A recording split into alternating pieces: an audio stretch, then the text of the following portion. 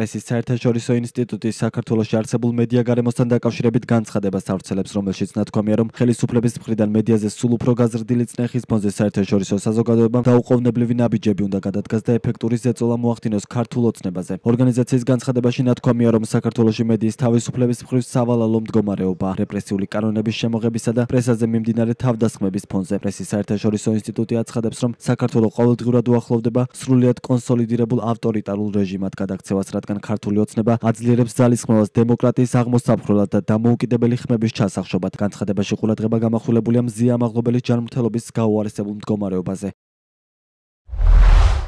რეპრესიული, არადემოკრატიული და არალიბერალური კანონმდებლობის მიღება ფართომასშტაბიან პოლიტიკურ დევნასთან ერთად უპრეცედენტო მასშტაბით მიმდინარეობს საქართველოში. ევროკავშირის წევრობის კანდიდატ ქვეყანაში, რომელიც ოდესღაც სამხრეთ კავკასიაში დემოკრატიის შუქურად ითვლებოდა. ქართული ოცნება სულ უფრო მეტად ეყრდნობა რუსეთის ავტოკრატიულ სახელმძღვანელოს კრიტიკოსების გასაჩუმებლად, ადამიანის უფლებების შელახვისა და დემოკრატიული ინსტიტუტების დემონტაჟისთვის. სამოქალაქო თავისუფლებების უჩვეულო ტემპით დარღვევა საქართველოში ასევე სერიოზულ საფრთხეს უქმნის დემოკრატიას რეგიონში, სადაც ულტრამემარჯვენე და პოპულიზმი აღმავლობას განიცდის, ხოლო არალიბერალური და ავტორიტარული რეჟიმები სულ უფრო მეტად იპყრობენ ყურადღებას. მიუხედავად იმისა, რომ ქართული ოცნება ცდილობს ავტოკრატიული მმართველობის განმტკიცებას რამდენიმე თვეში, საერთაშორისო საზოგადოებამ სწრაფად უნდა უპასუხოს.